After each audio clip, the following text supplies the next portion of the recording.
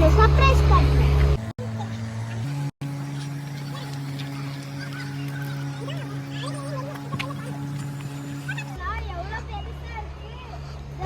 Anaconda எவ்வளவு பெரிய பாம்பு இல்ல.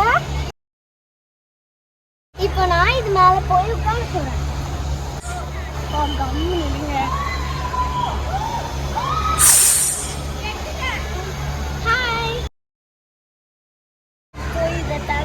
இந்த தலையில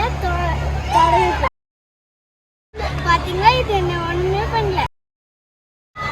ஏன்னா இது வெறும் பொம்மை.